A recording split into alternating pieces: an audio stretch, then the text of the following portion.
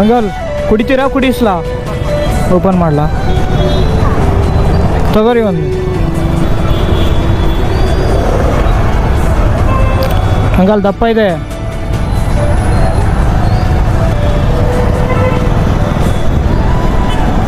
ಇದು ಕೂಡ ಓಪನ್ ಮಾಡಲಾ?